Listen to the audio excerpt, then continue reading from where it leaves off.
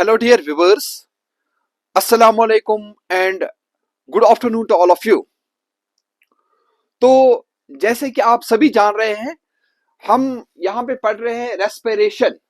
तो रेस्पिरेशन में हमने बोला था आपको, रेस्पिरेशन का मतलब होता है biological oxidation of food.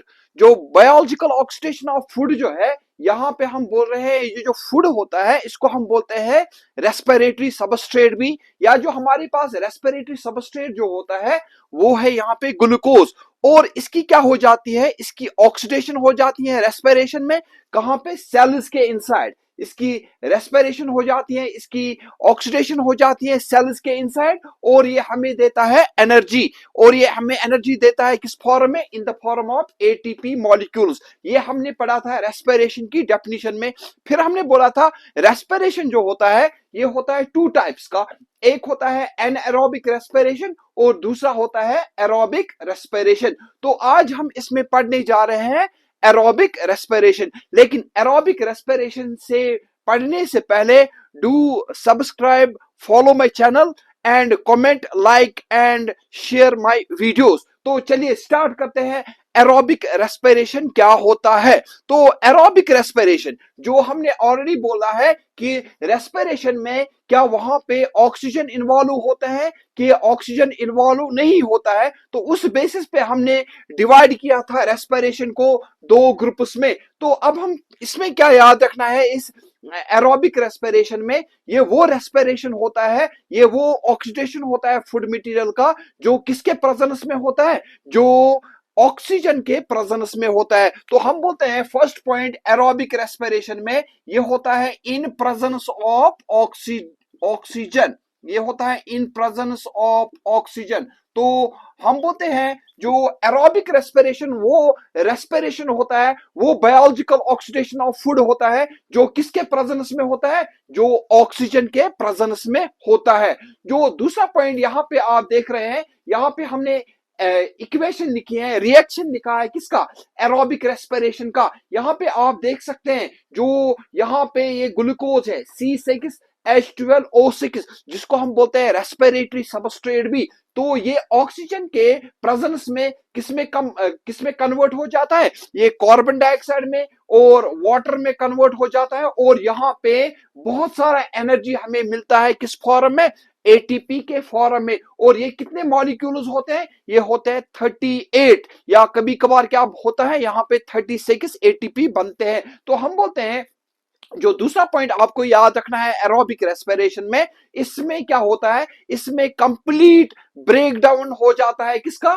Food का, जो ग्लूकोज होता है। और वहां पे हमें बहुत सारा एनर्जी मिलता है किस फॉर्म में? एटीपी के फॉर्म में। तो हम बोलते हैं यहाँ पे एरोबिक रेस्पिरेशन में क्या होता है? जो ग्लूकोज होता है, ग्लूकोज जो होता है ये कंप्लीटली ऑक्सीडाइज होता है। It gets completely oxidised. ये कंप्लीटली ऑक्सीडाइज हो जाता है, it gets completely oxidised.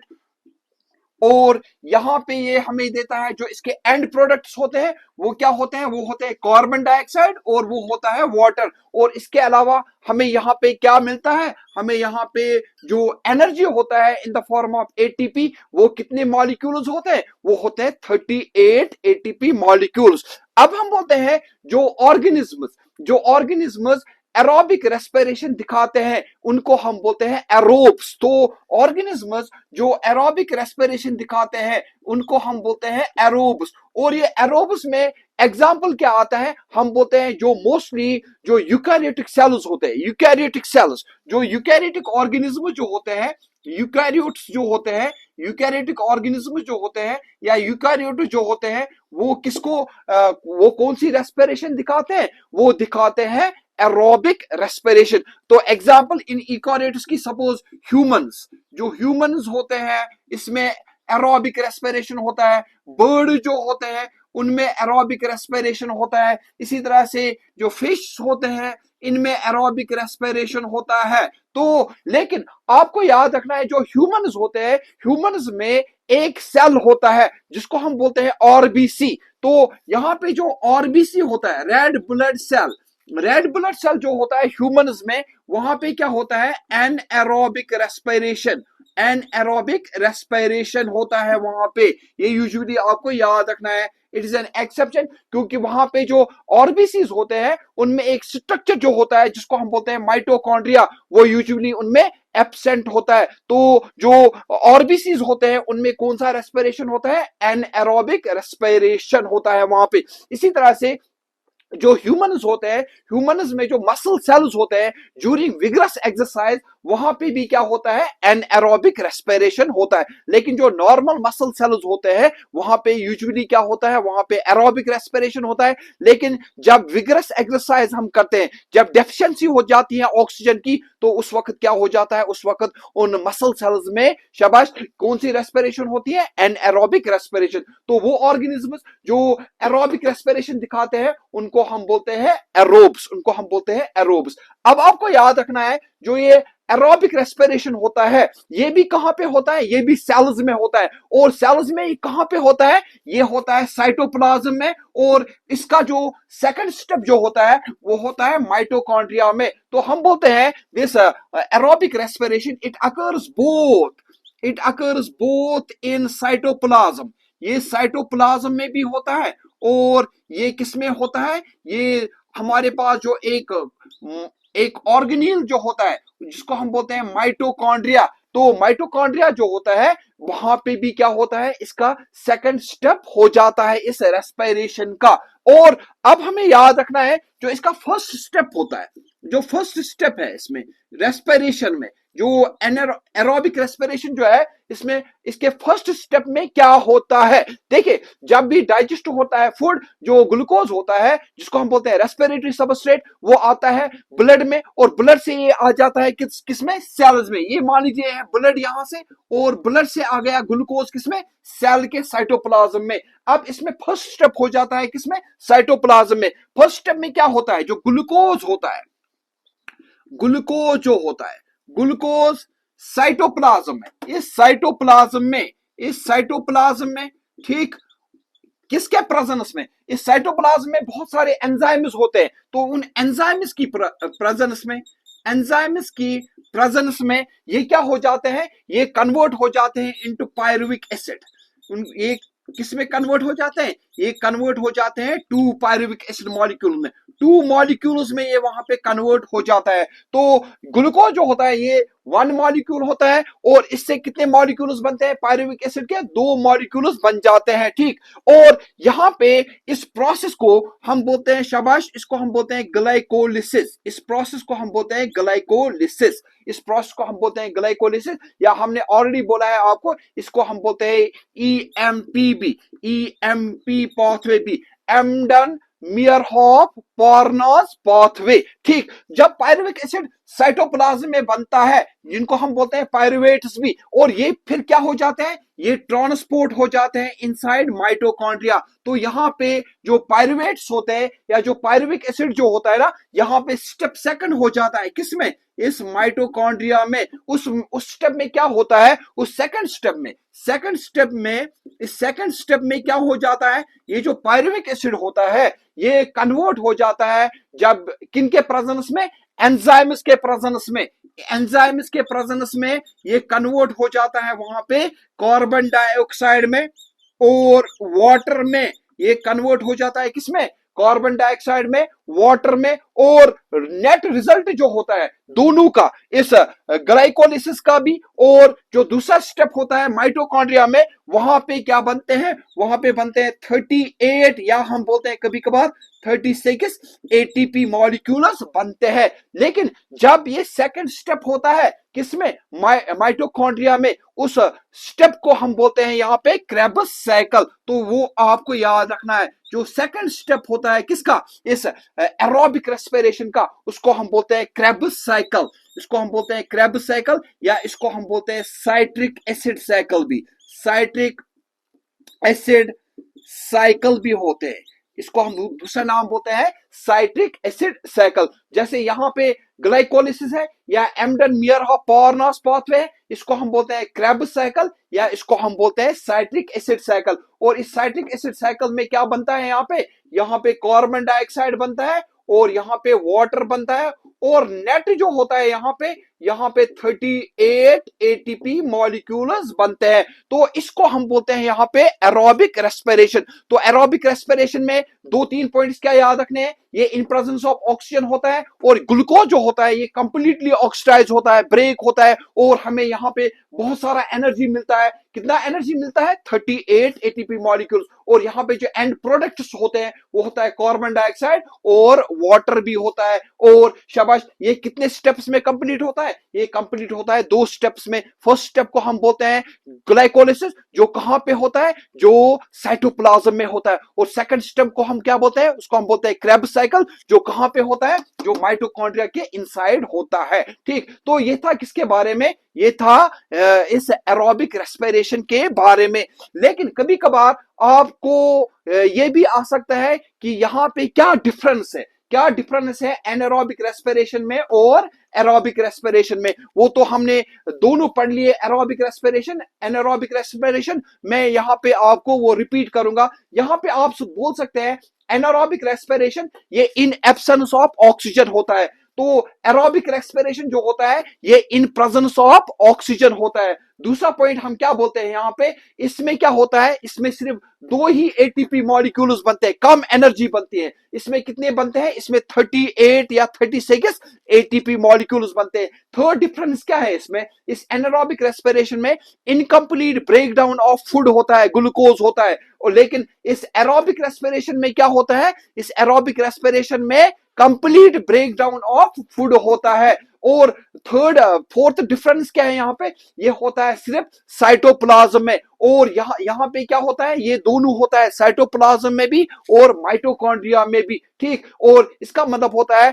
It involves only glycolysis, but this aerobic respiration it involves both this glycolysis and Krebs cycle। तो ये है difference between this anaerobic respiration and aerobic respiration। तो lastly आपको याद रखना है यहाँ पे जो ये एटीपी होता है ये क्या है? ये क्या है? तो बहुत सारे स्टूडेंट्स को कंफ्यूजन होगा, ये कोई खतरनाक चीज नहीं है। एक एटीपी जो होता है ये बेसिकली एक सिंपल मॉलिक्यूल होता है, एक मॉलिक्यूल होता है। इसको हम बोलते हैं हाईली एनर्जेटिक।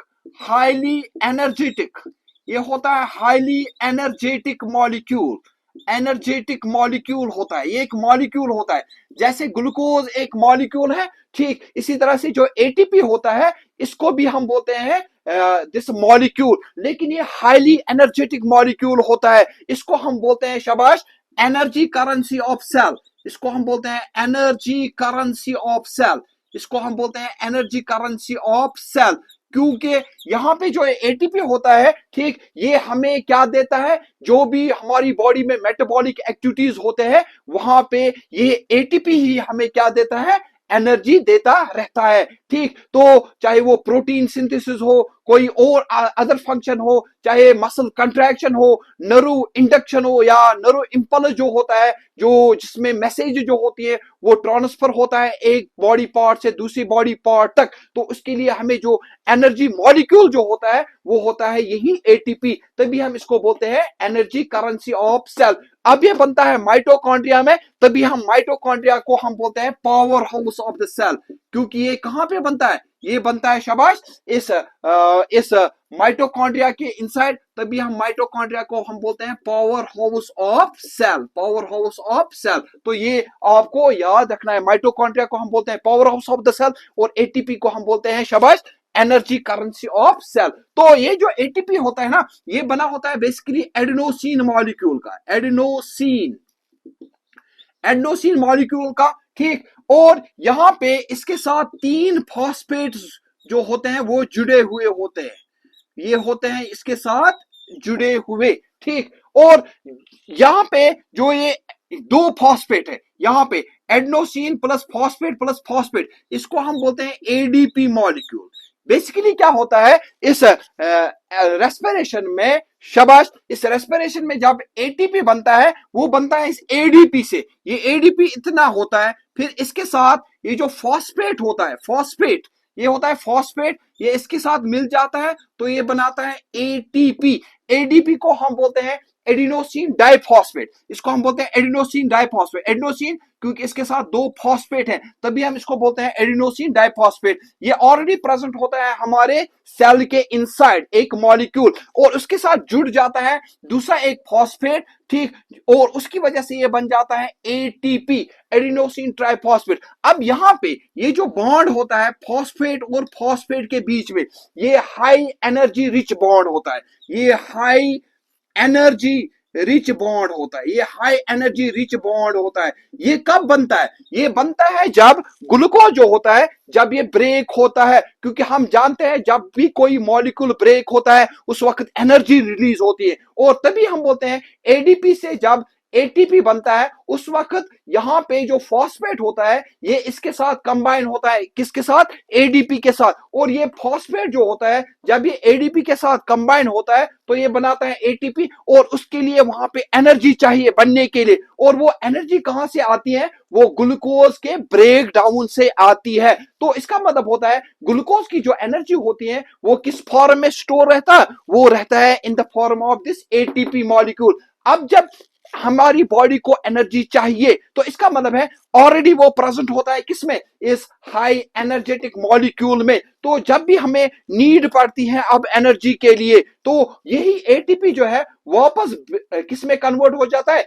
ये वापस कन्वर्ट हो जाता है एडीपी में, एडिनोसिन डाइफॉस्फेट में, और फॉस्फेट ग्रुप में। और उस वक्त क्या हो जाता है? ये जो एटीपी जो होता है जितनी एनर्जी उसको बनने के लिए उस वक्त इस्तेमाल होता है वही ये वापस रिलीज करता है। यानी इसका मतलब है ग्लूकोज जो है जब उससे एनर्जी निकलती है वो आ जाता है, स्टोर रहता है इस एटीपी मॉलिक्यूल में। फिर जब हमें एनर्जी की जरूरत पड़ती है तो ये एटीपी मॉलिक्यूल जो है वापस ब्रेक हो जाता है due to this hydrolysis process, और फिर क्या हो जाता है? फिर यहां पे हमें वापस वही एनर्जी मिलती है जो रिलीज हुआ था कहां से? ग्लूकोज से। तो तभी हम बोलते हैं जो ग्लूकोज जो होता है ये एक रेस्पिरेटरी सबस्ट्रेट होता है। जब ब्रेक होता है तो ये हमें एनर्जी देता है, और जब हमें एनर्जी की जरूरत पड़ती है तो वापस हमें ये जो एटीपी मॉलिक्यूल जो होते हैं वो हमें वापस एनर्जी देते हैं। तो ये था बेटा किसके बारे में? ये था पूरा इस रेस्पिरेशन के बारे में, जो किसमें होता है? जो हमारी सेल्स में होता है। और तभी हम बोलते हैं रेस्पिरेशन को biological oxidation of food in order to release energy inside the cell. तो ये एक शॉर्ट टॉपिक था, hope you got it, thanks.